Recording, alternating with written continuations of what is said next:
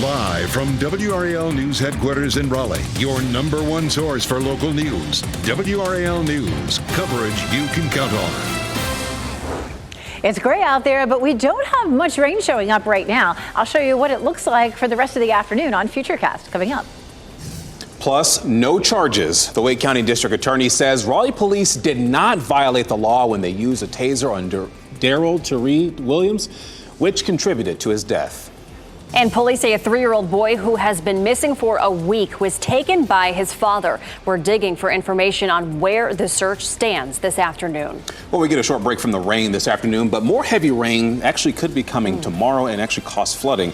Good afternoon, everyone. I'm Chris Lovingood. And I'm Michelle McConaughey. Thanks for joining us. Jeff and Renee do have the day off. Meteorologist Elizabeth Gardner is in the WRAL Severe Weather Center with a look at when the most of the rain will fall. We're clear for now for the most part.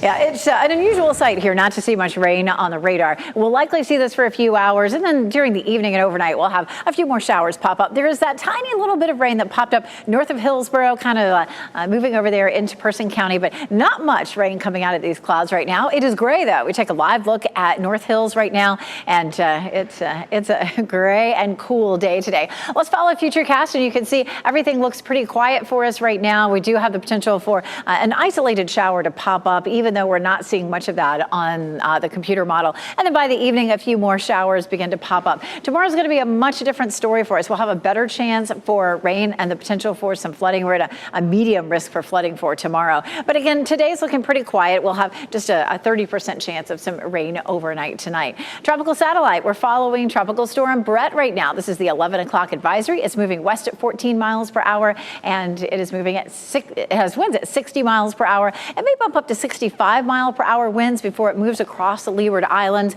And of course, that will do some potential wind damage as well as produce some heavy rain. But it's moving fairly quickly. It is likely to dissipate here in the southern Caribbean over the weekend. And you can see the computer model plots are looking pretty much the same in terms of pulling it in that direction. A couple of them want to swing it northward, and that is a pattern change that's coming, but not soon enough for this system to get pulled to the north. There's one more behind this, and by that point, it may start to get pulled to the north. I'll show you which next system is in line and where it could go coming up.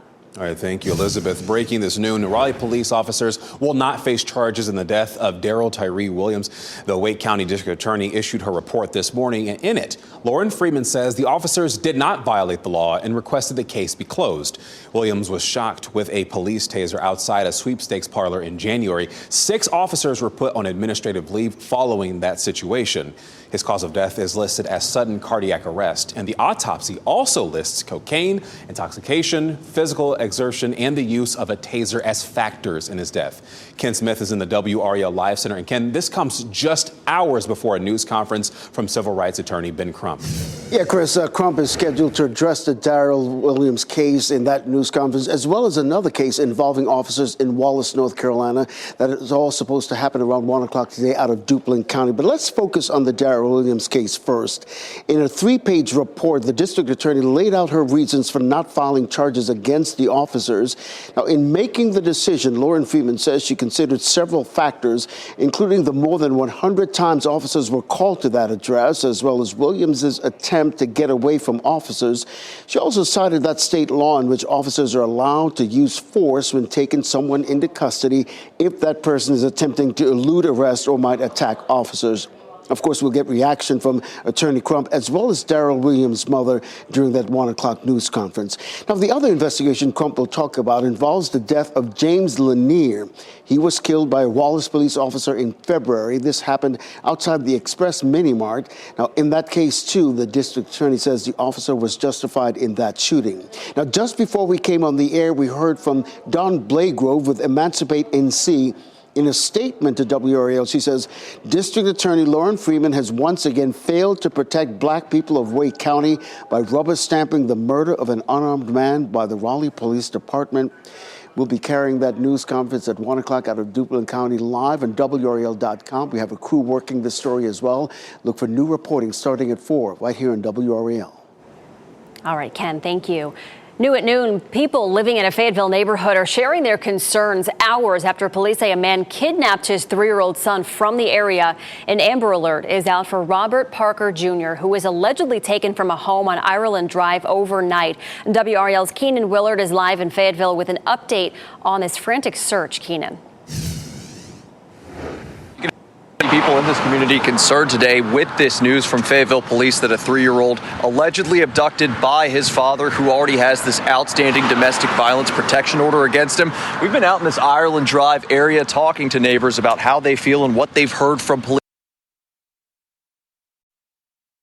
And it looks like we're having some issues with his connection here, but police say they are looking for a Chevy Trailblazer. It is blue. It has damage to the front and tinted windows. They do believe it's being driven by Robert Parker Sr., who abducted his 3-year-old son overnight. Keenan was saying that the Amber Alert did go out at 8 o'clock this morning. Police say they were called out for the abduction to a neighborhood around 1 o'clock this morning. They say Robert Parker Sr. already has a domestic violence protection order out against him. He is now charged with kidnapping. Some people living in the neighborhood say the situation really leaves them concerned. A little worrisome because, I plan on having kids one day, and I want to have those kind of neighbors around. And Fayetteville police are asking anyone with information to call them. Now to that search for the missing Titanic tour submersible. We expect to get an update from the U.S. Coast Guard in Boston at about 1 o'clock, so roughly about 50 minutes from now. This morning, 3 vessels arrived to join the search, and one of them is equipped with sonar to detect objects on the seafloor. Brian Schrader is in the WRAL newsroom. And Brian, the estimates at last check, there are roughly 24 hours worth of emergency oxygen left. Time is growing short, Chris. A lot of new developments over the past several hours. We learned overnight that a Canadian air crew detected banging noises underwater. They heard those noises Tuesday in 30-minute intervals and then again 4 hours later. But searchers were not able to locate the vessel, but it did provide a glimmer of hope. Meanwhile, CNN is reporting that at least 2 former employees of OceanGate expressed safety concerns about the vessel's construction years ago. They had worries about the thickness of the carbon fiber and titanium hull. And I just confirmed that a UNC Wilmington research professor connected with the organization is okay. This is Dr. Steve Ross's page on the OceanGate website. UNC Wilmington officials told me in the past 30 minutes that he is safe, and Ross is deferring all questions about the search to OceanGate and the U.S. Coast Guard. Again, that update from the Coast Guard is coming up at 1 p.m. from Boston, and we are going to stream that live on WRAL.com and on the WRAL News app. Chris. Certainly hope all those people are found safely. Thank you, Brian. Today, a decades-long battle for Marines and their families will be back in a Raleigh courtroom. This is about getting compensation for exposure to toxic water at Camp Lejeune. Attorneys will bring Johnny Sanderson's case in front of a federal judge. Sanderson is one of thousands of Marines and their families believed to have been exposed to toxic water at Camp Lejeune. That happened between the 1950s and the 1980s. Last year, they finally received congressional approval to receive compensation for their health issues. Today, you can share your thoughts on plans to improve the flow of traffic on the always busy Capitol Boulevard. WRAL's Kelsey Coffey explains that some people who live near this proposed work are worried about the effect it could have on their community. The first leg of construction will start right here between I-540 Durant and Perry Creek Roads in 2025. But today, the DOT is asking for your input. Capitol Boulevard has up to 65,000 travelers a day, according to NCDOT. They're planning to turn Capitol Boulevard into a freeway between Raleigh and Wake Forest. The 10-mile freeway would be 6 lanes wide with 12-foot shoulders and a concrete median and a 65 miles per hour speed limit. It will also get rid of stoplights and driveways to help ease that bumper-to-bumper traffic. Aaron Moody with NCDOT says community input is important for finalizing their construction plans. Some people who live in the area say their plans would limit their access to Capitol Boulevard. It is important because these projects begin with the local communities. We want them to end with the local communities. We want them to have the final say-so on what we're presenting to them and be able to incorporate their input and to help steer the kind of the final vision. Well, if this gets cut off, our neighborhood and others around us are cut off. For our neighborhood, it means that we'll probably have a serious decline in our property values. Tonight's meeting is scheduled for 4 o'clock at Living Word Family Church in Wake Forest. If you can't make it there tonight, NCDOT is still taking online feedback until July 7th. Kelsey Coffey, WRAL News in Raleigh. New this noon, the final major release of data on pandemic learning loss suggests the downward trend began years before the health crisis. The math and reading performance of 13-year-olds in the U.S. hit the lowest level in decades. The last time math performance was this low for 13-year-olds was in 1990, and for reading in 2004. The data also shows that achievement declined across lines of race, class, and geography. But in math, Black, Native American, and low-income students experienced the bigger drops. The Budweiser Clydesdales will be in the Triangle this week. Tonight, they'll be at the Durham Bulls game from 5:30 to 7:30. Tomorrow, they'll be at the North Hills Music Fest starting at 5:30 p.m. And finally, wrapping up their time here Friday, they will be at the Zebulon Mudcats game.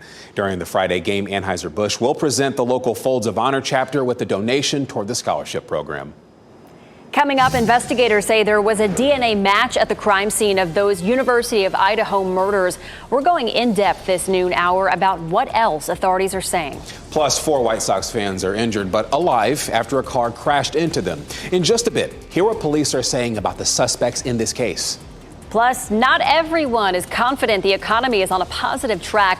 We'll run you through a report on what has American families worried. Download the new WRAL streaming apps on Roku, Fire TV, Apple TV, and Android TV.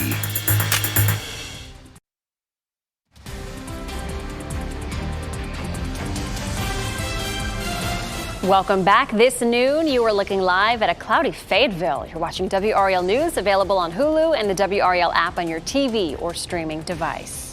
This morning, there are several new developments in the case of those 4 murdered Idaho college students. NBC's Aaron McLaughlin shares the latest findings from a DNA profile created by the FBI. New details in the Idaho murders investigation. Prosecutors now revealing a cheek swab taken from suspect Brian Kohberger is a statistical match to DNA found at the crime scene. Kohberger is charged with stabbing and murdering 4 University of Idaho students last year. The key piece of evidence, a knife sheath next to the bodies of Kaylee Gonsalves and Madison Mogan. Investigators had compared that to familial DNA found on trash outside Kohberger's parents' house. But after taking a swab from Kohberger himself, prosecutors now say the 2 DNA profiles are a match. After a comparison of the DNA profile of Kohberger and the knife sheath DNA, prosecutors writing the same profile is, quote, at least 5.37 octillion times more likely to be seen if the defendant is the source than an unrelated individual. Police department search warrant, come to the door. The night Kohberger was arrested at his parents' Pennsylvania home in December, officers in Washington state served a search warrant at his apartment. He was indicted by a grand jury last month. He chose to stand silent at his arraignment, prompting the judge to enter not guilty pleas on his behalf.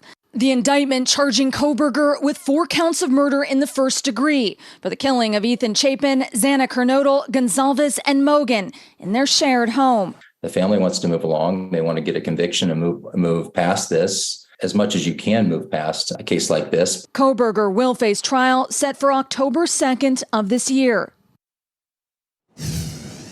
And that was Aaron McLaughlin reporting. Meanwhile, we're also learning more about another Idaho murder case. This one involves a man charged with killing his 4 neighbors. Major John Kaler is being held without bond on 4 counts of first-degree murder. Court records say that 4 days before Kaler shot and killed the neighbors, one of them reportedly exposed himself to the suspect's wife and daughter.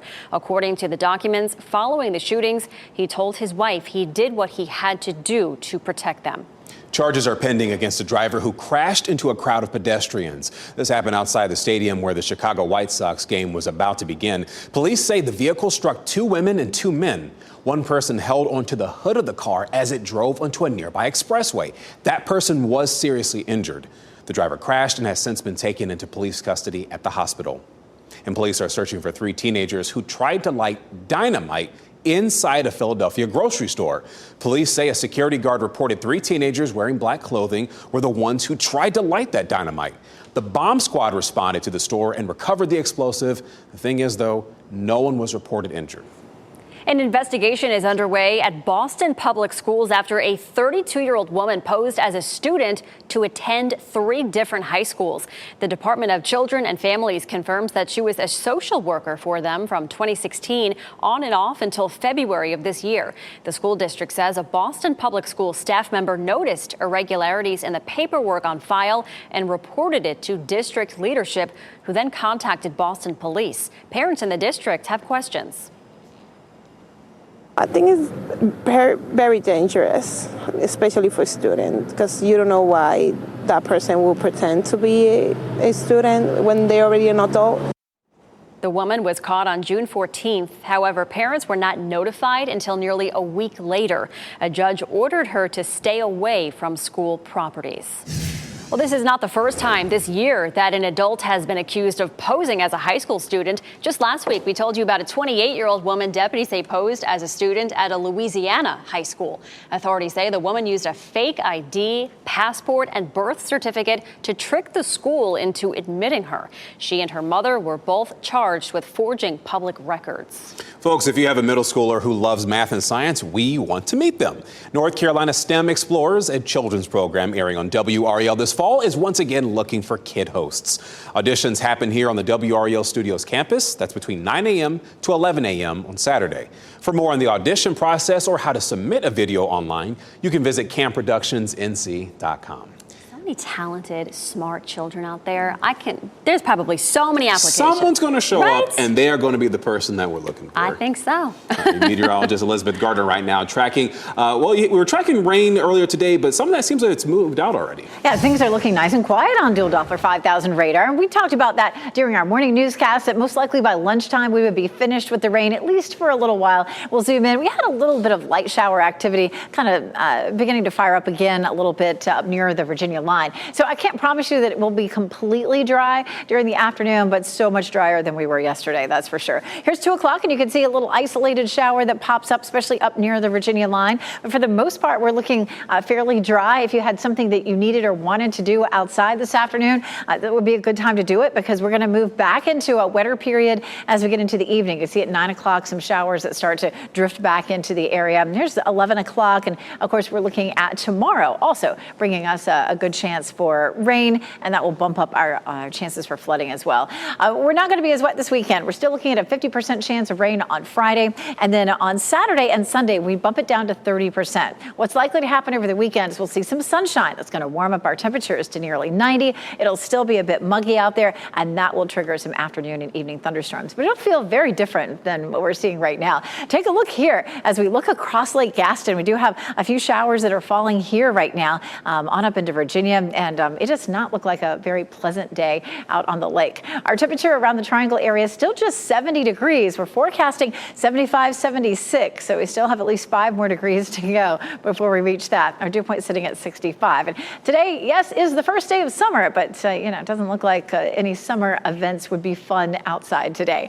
It is the longest day of the year and a day that folks typically like to celebrate. Where should we be this time of year? Well, our normal high is 88 on June 15th, and today's high the normal is 89. By July 1st, the normal is 90, July 15th, 91, August 1st, 90, and then 89 on August 15th. And of course, that's the middle. That's the center point. It fluctuates above and below that through the summer, but typically not a whole lot. We do settle into a very hot summer around here usually. 89 is our normal high, so these 70s are well below that, but then we jump back into it Saturday and Sunday as we see a little bit more sunshine. Here's a look at our tropical update. Of course, we are following Tropical Storm Brett. This is our 11 o'clock advisory. It's 470 miles east of Barbados over here, moving west at 14 miles per hour, 60 mile per hour winds. So no change since our earlier morning advisory. It does look like it moves into the southern Caribbean and fizzles out over the weekend. And you can see the computer models, for the most part, are clustered here in the southern Caribbean. A couple of them begin to swing things to the north. That's not likely to happen with this system, but the next one in line, which is this one right right here has a 70 to 80% chance of developing. Cindy is our next name. And watch the computer model plots with this one. Watch it heads toward the Leeward Islands and then begins to swing northward. What will develop over the next couple of weeks, or the next week or so, is a pattern that will start to pull these systems back up to the north. So that storm may take a completely different track. As we get into the weekend and early next week, it is definitely going to feel more like summer with some hotter temperatures and that chance for some thunderstorms. But of course, we're still looking at some heavy rain Thursday and Friday. I'll show you what our flooding potential is coming up. All right, thank you, Elizabeth. Service members are having their bank accounts completely wiped out by scammers. And in some cases, tens of thousands of dollars have been stolen in a matter of days. Tonight at 6, 5 on your side's Keely Arthur explains the growing problem. And tonight at 5:30, a new partnership between Duke Health and Duke Technical Community College hopes to solve the nursing shortage hitting hospitals across our area. Monica Casey walks us through how. And next at noon, Amazon Prime Days are back, when you can expect to find those online savings and deals. Plus, charitable donations are seeing a steady decline in the U.S. We'll share those record figures in just a bit.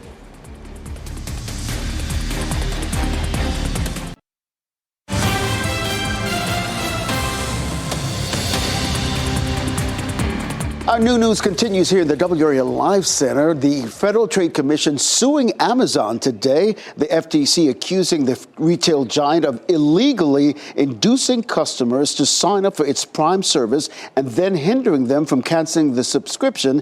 Now, the lawsuit contends Amazon used design tactics on its website known as dark patterns to nudge people into subscribing to Prime. When customers wanted to cancel, they were forced to go through a complicated and confusing process. So far, no comment from Amazon on this lawsuit. All right, thank you, Ken. No address, no problem. Domino's will now let you order from just about anywhere, and student loan payments are set to resume. Those are among today's business headlines with Maribel Aber. The pandemic pause on student loan payments is officially coming to an end. The U.S. Department of Education says payments will resume in October and interest on the loans will start accumulating beginning September 1st. Just how much a borrower owes is expected to be decided this month when the Supreme Court rules on President Biden's plan to cancel some of the debt. Student loan payments were initially paused in March of 2020 when the pandemic hit. Amazon's Prime Day is coming back next month. The two-day sales blowout will take place July 11th and 12th this year. Amazon started the event back in 2015. Last year, it says Prime members bought more than 300 million items over the 2 days. Amazon tends to roll out the deals about a week before the actual date, so look for savings early, and you'll need to have a Prime membership to take advantage of the deals. You no longer need an address to get a Domino's delivery. The pizza chain is launching a service called Pinpoint Delivery. It lets you order simply by dropping a pin on a map. So you can receive a Domino's order whether you're at a park, a beach, or ball field. You can track the order and you'll be notified when you have a few minutes to meet the driver at the designated pickup spot. And those are your business headlines. I'm Maribel Aber at the NASDAQ Market Site. Be curious to know how delivery drivers feel about that. A new report shows Americans were a little less charitable than normal. A study by Giving USA says Americans gave a little more than $499 billion in 2022. That's down roughly $25 million compared to the year before. It's the fourth time in 40 years charitable giving decreased. The foundation says the results reflected tough economic conditions toward the end of last year. Whisk Aero is taking its taxis to the skies. The Boeing subsidiaries debuted its sixth-generation air taxi at the Paris Air Show. Look at this. It's an all-electric and autonomous engine with 15 minutes of charge time and a range of 90 miles. The Whisk Generation 6 can hold up to 4 passengers with luggage, and the FAA will determine the timeline for the air taxi to receive certification. Customers can expect to book a ride within the decade. Wow, fascinating. Yeah. Exactly 1 week after the central bank paused rate hikes, Fed Chairman Jerome Powell testified before Congress. What he had to say to lawmakers, we'll bring that after the break. Also, Uvalde students received a national award for their actions during a mass shooting at their school last year. Why the organization felt it was important to recognize them. And as we head to break, here are your winning lottery numbers. Good luck.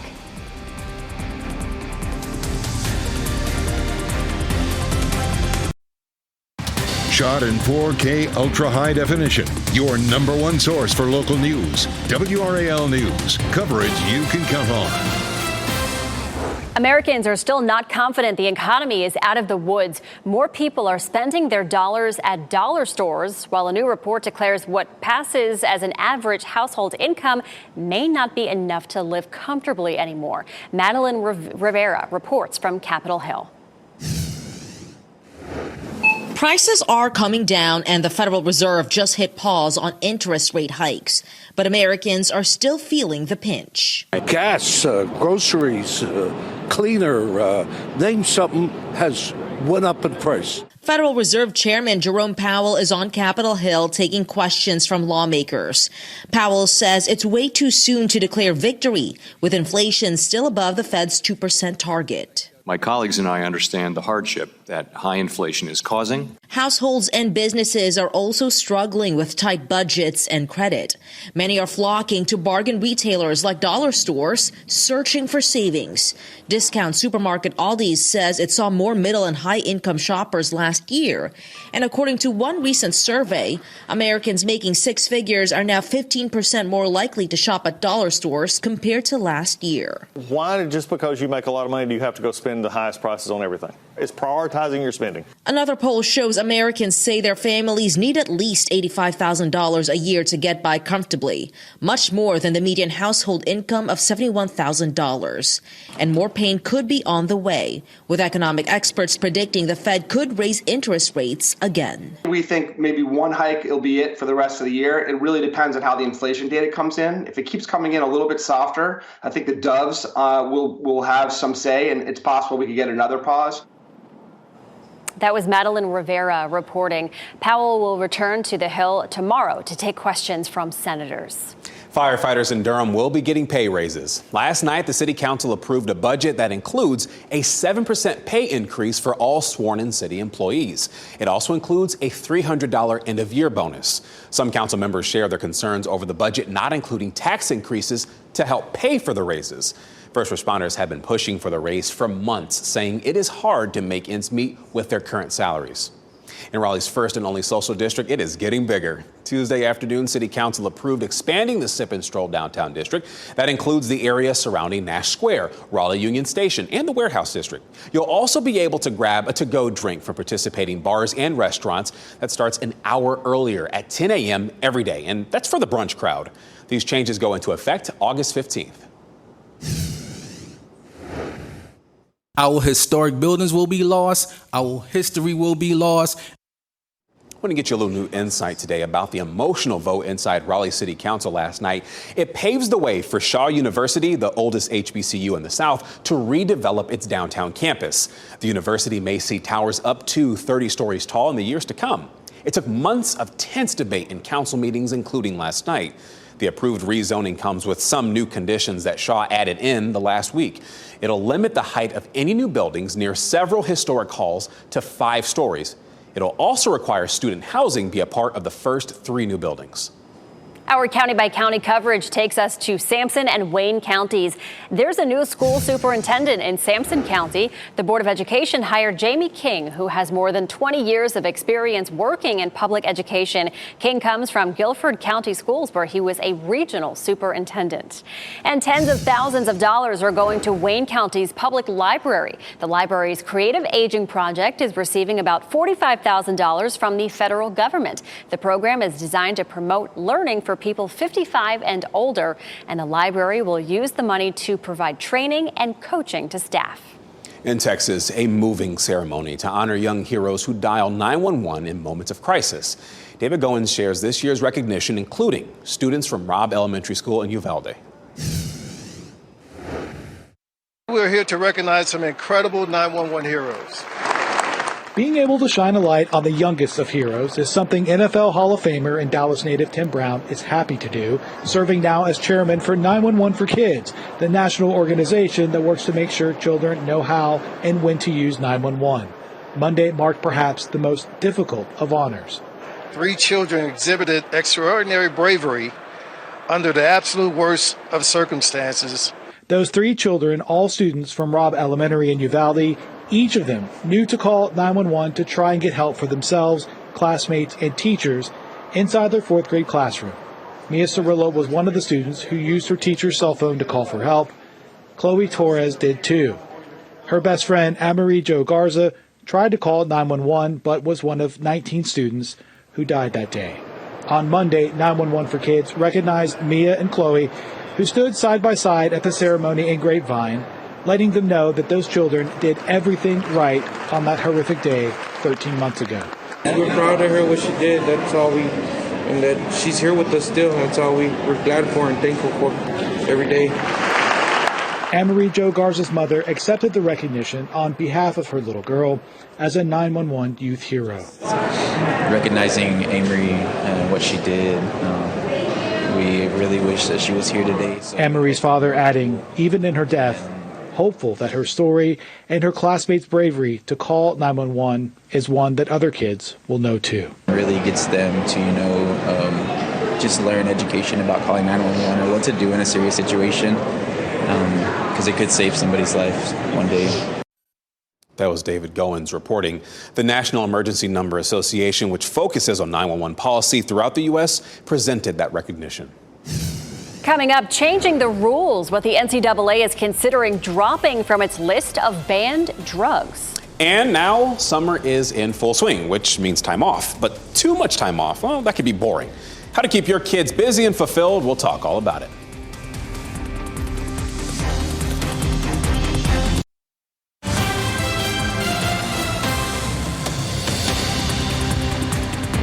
And this just into the WRAL Live Center. Take a look at this picture right here. This man, 20-year-old Jeremy Pittman, is now in custody, accused in an assault on the Greenway near Lake Wheeler. Pittman is charged with assault by strangulation and second-degree kidnapping. Now, when this incident happened back in April, the WRAL Breaking News Tracker was on the scene. It was April 22nd, to be precise. It happened around 9:30 in the morning. The person who reported the assault gave officers a detailed description, which eventually led them to Pittman. Now, NC State Police and Raleigh police officers are working on what they're calling this ongoing investigation. All right, Ken, thank you. The NCAA is considering dropping cannabis from its list of banned drugs and testing for athletes. A committee says there is a consensus opinion that cannabis is not a performance-enhancing drug. It recommends testing should be limited to drugs that are known to enhance performance. The committee is asking the NCAA to pause cannabis testing at championship events while the policy change is considered. All three divisions need to approve a rule change. A final decision by the organization is expected this fall. And the makers of the popular weight loss drug Ozempic is taking legal action against some companies that are offering a copycat version of the medicine.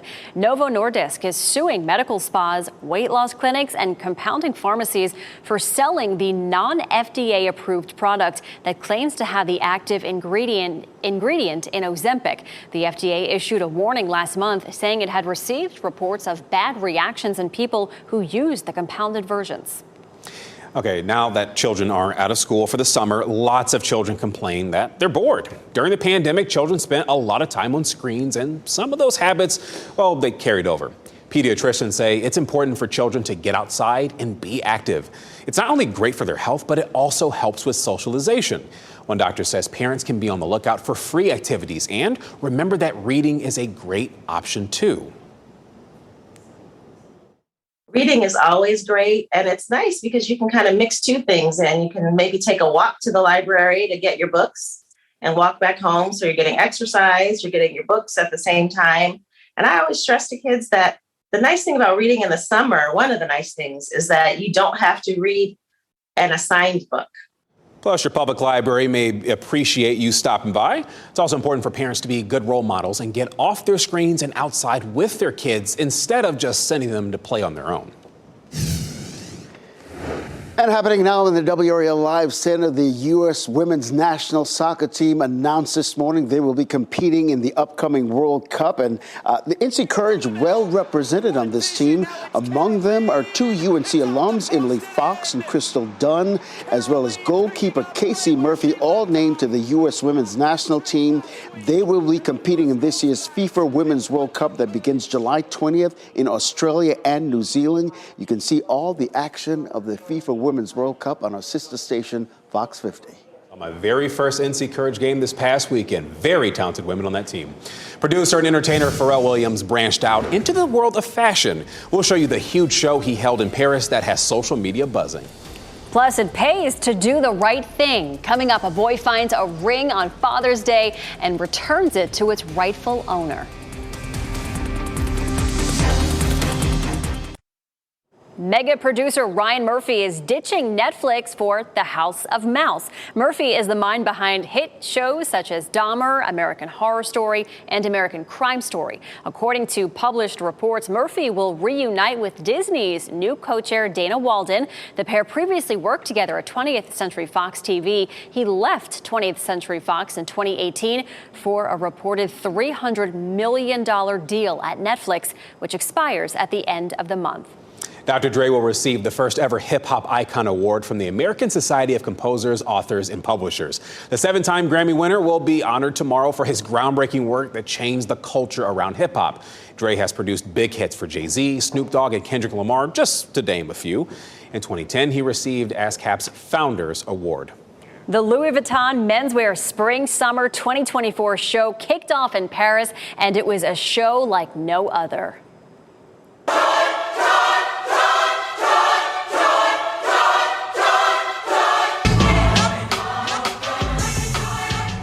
This is it, and you know that man. This was the first collection from musician, producer turned fashion designer Pharrell Williams. The gospel group Voices of Fire was directed by Bishop Ezekiel Williams.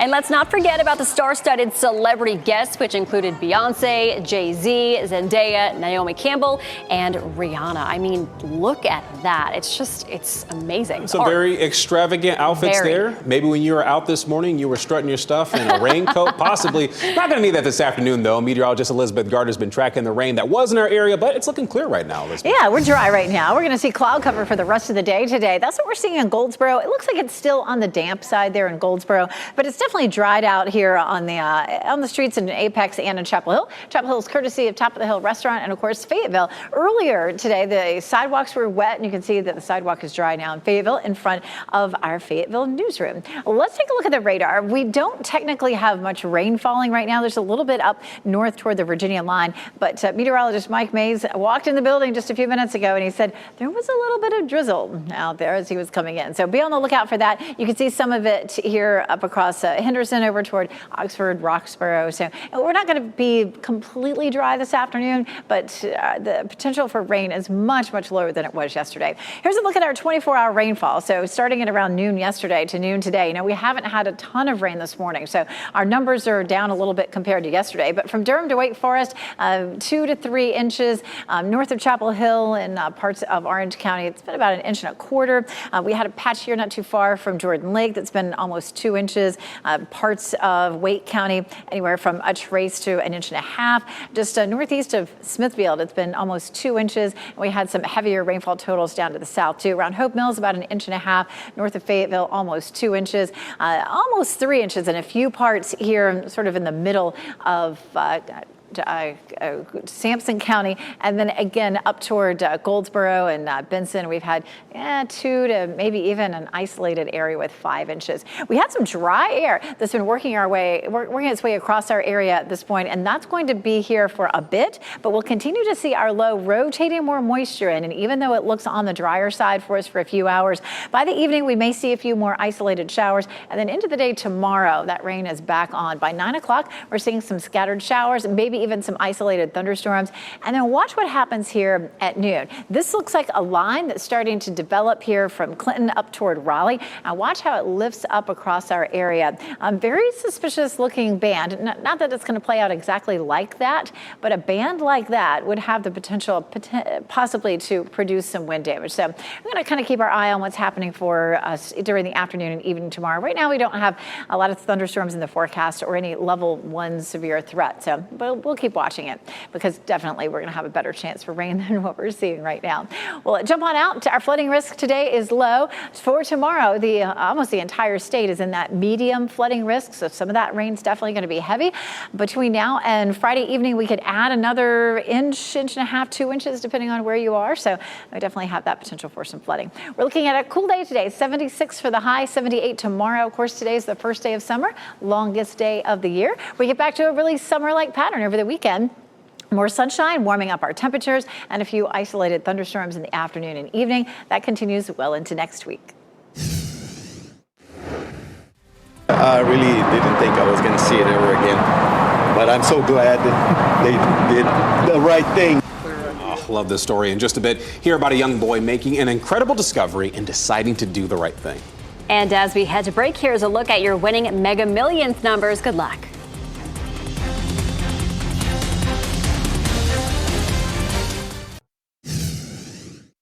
As we wrap things up, here's a look at a few of the headlines that we are following today. Raleigh police officers will not face charges in the death of WRAL Tyree Williams. The Wake County District Attorney issued her report this morning. Williams was shocked with a police taser outside a sweepstakes parlor in January. His cause of death is listed as sudden cardiac arrest. The autopsy also lists cocaine intoxication, physical exertion, and the use of a taser as factors in his death. An Amber Alert is out for 3-year-old Robert Parker Jr., who was reportedly taken from a home on Ireland Drive in Fayetteville. Authorities believe the toddler was taken by his father, Robert Parker Sr. Police say that they are looking for a blue Chevy Trailblazer truck with damage to the front and tinted windows. Today, a decades-long battle for Marines and their families will be back in a Raleigh courtroom. This is about getting compensation for exposure to toxic water at Camp Lejeune. Attorneys will bring Johnny Sanderson's case in front of a federal judge. Sanderson is one of thousands of Marines and their families believed to have been exposed to toxic water at Camp Lejeune. The school semester is over, and Grubhub is revealing the top dining trends among college students. The company partners with 270 campuses across the nation, and it tallied up the hottest takeout orders by college students for the 2022-2023 school year. Burritos were the #1 item ordered nationwide, followed by cheeseburgers and chicken quesadillas. A little surprised I didn't see sushi on that, especially you're near NC State's campus, Sushi 9 right down the street. And while we're talking about food delivery, Domino's has a new method to deliver your pizza directly to you no matter where you are. All you need to do is drop a pin of your location in Google Maps in the Domino's app to get your order. You'll be able to track the driver's locations and get text updates about your order. Then just meet the driver wherever the app determines is the best spot for them to pull over. You'll also only have 4 minutes to meet them, so you have to make sure your instructions are detailed. Tell them exactly where you are. Well, a man who has worked at Minute Maid Park in Houston for 23 years is reunited with a ring that he lost on Father's Day. And this was no ordinary ring. It was a World Series ring. The owner, took it off to wash his hands, but he left it. A little boy found the ring and gave it to his dad on Father's Day. And the dad saw the story online and knew exactly what he had to do. I'm like, son, we have to give this back. And he's like, Dad, but that was your Father's Day gift. I said, yeah, but what would Jesus do? Then the dad's like, yeah, we got to give it back. And, he's been there for 23 years, and that's something he earned, and it needs to be back to the right owner.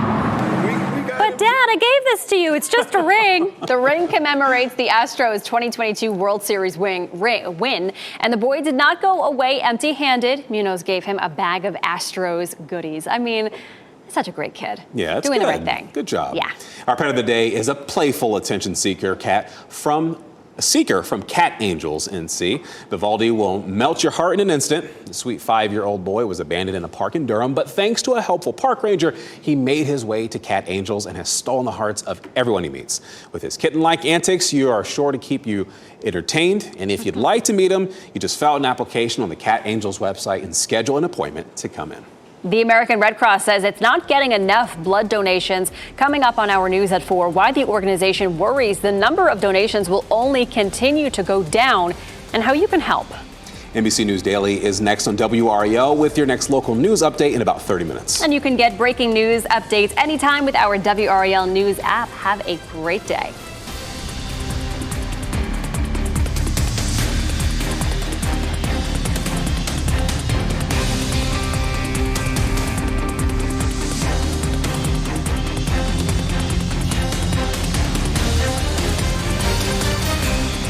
Keep watching WRAL News over the air Channel 34 and Spectrum Channel 1257.